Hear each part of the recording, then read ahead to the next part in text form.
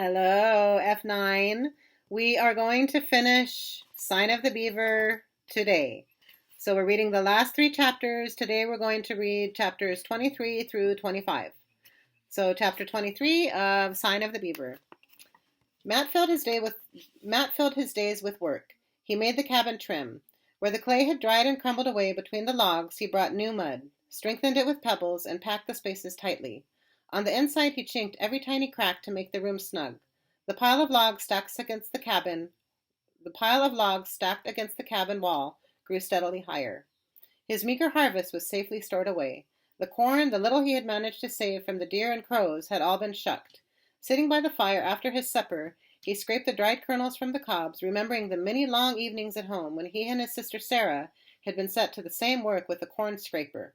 Sarah would laugh now to see him rubbing away with an old clamshell like an Indian. Some of the ears of corn he had hung against the wall by the twisted husks, as he had seen his mother do. She had said once they were like scraps of sunshine in the dark days. Overhead he hung strips of pumpkin on ropes of vines strung from wall to wall. They would be ready for his mother to make into pies. In a corner leaned the old flour sack overflowing with the nuts he had gathered, hickory and butternut, and even the acorns he had once thought proper food only for squirrels. On the shelf ranged birch baskets filled with dried berries and the wild cranberries he had discovered shining like jewels along the boggy shores of the pond. They were puckery to the tongue, but when his mother came she would bring sugar, and the stewed cranberries would make a fine treat with her bread of white flour. Matt forced himself to eat sparingly of these things. The corn he regarded as sort of a trust. His father had planted it, and he would be coming on to feed the family through the winter, and some must be saved for the spring planting. Proud though he was of his harvest, Matt knew in his heart that it was far from enough. The hunt for food would be never ending. Hour after hour with his bow, Matt tramped through the forest, the dog beside him. There was not much game to hunt these days. More often than not, his snares were empty. Soon the animals would be buried deep in burrows. Twice he had glimpsed a caribou moving through the trees, but he had little hope of bringing down any large animal with his light arrows. Once in a long while he succeeded in shooting a duck or a muskrat. The squirrels were too quick for him. Although the dog was certainly not much of a hunter, he did occasionally track down some small creature. But he also had to eat his share, sometimes more than his share, because Matt could not resist those beseeching eyes. Truth to tell, they were both hungry much of the time. Luckily, they would not starve with the pond and creeks teeming with fish. Matt knew that for many months of the year, fish filled the Indian cookpots. Luckily, too, fish were easy to catch, though Matt had to be continually twisting and splicing new lines from vines and spruce roots. Mornings now he had to shatter a skim of ice on the pond. Soon he would have to cut holes with his axe and let his lines down deep. He shivered to think of it. It was the cold that bothered him most. His homespun jacket was still sound, since he had had little use for it in the warm weather. But his breeches were threadbare. One knee showed naked through a gaping hole, and the frayed legs stood a good 5 inches above his ankles.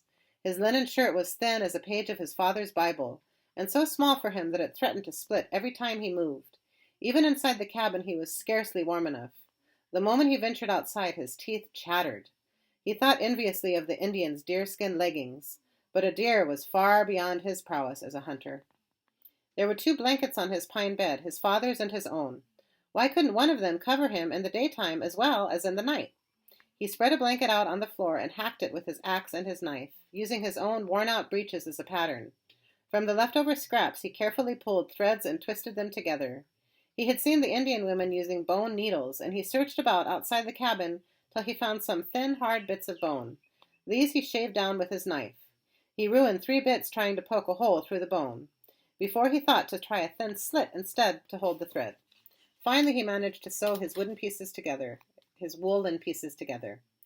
thrust his legs into the shapeless breeches and gathered the top about his waist with a bit of rope.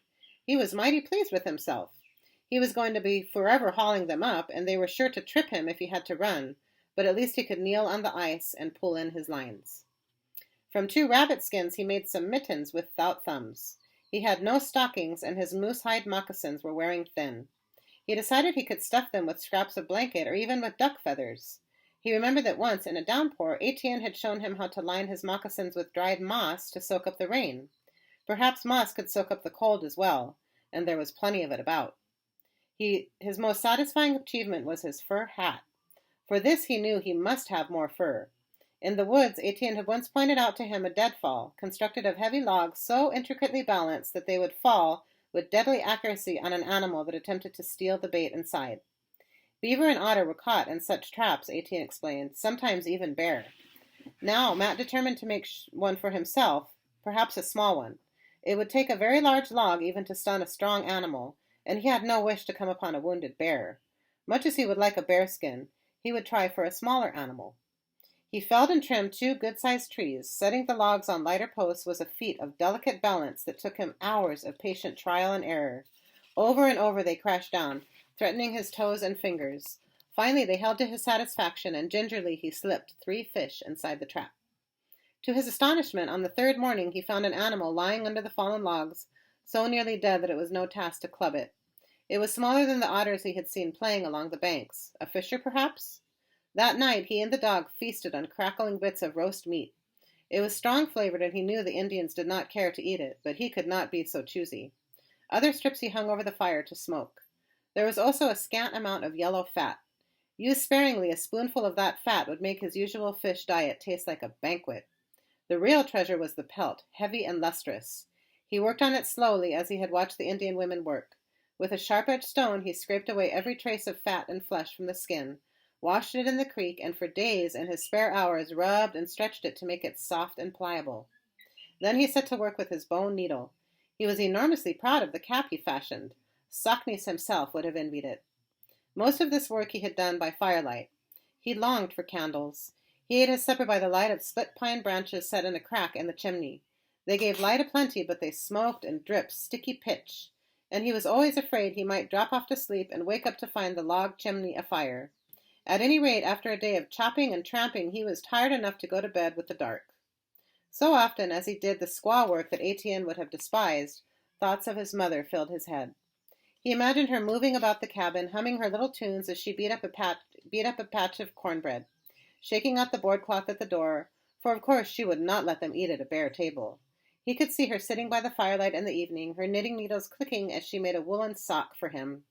Sometimes he would almost hear the sound of her voice, and when he shut his eyes he could see her special smile. He tried to think of ways to please her. She would need new dishes for the good meals she would cook. He whittled out 4 wooden trenchers and 4 clean new bowls, rubbing them smooth with sand from the creek. He made a little brush to clean them with from the birch sapling, carefully splitting the ends into thin fibers. In the same way he made a sturdy birch broom to sweep the floor. Then he set himself a more difficult task, a cradle for the baby. With only an axe and his knife, the work took all his patience. His first attempts were fit only for kindling. But when the cradle was done, he was proud of it. It was clumsy, perhaps, but it rocked without bumping, and there wasn't a splinter anywhere to harm a baby's skin. Sitting by the fire, it seemed a promise that soon his family would be there. When he had a few more rabbit skins, he would make a soft coverlet. For Sarah, he made a corn-husk doll with corn silk hair. He was surprised at how much he looked forward to Sarah's coming. Back at home, she had been nothing but a pesky child, always following him about and pestering him to be taken along wherever he was going. Now he remembered the way she had run to meet him when he came home from school, pigtails flying, eyes shining, demanding to know everything that had happened there. Sarah hated fiercely being a girl and having no school to go to. She would be full of curiosity in the forest. She wasn't afraid like most girls. She was spunky enough to try almost anything. She was like that Indian girl, Etienne's sister. What a pity they couldn't have known each other.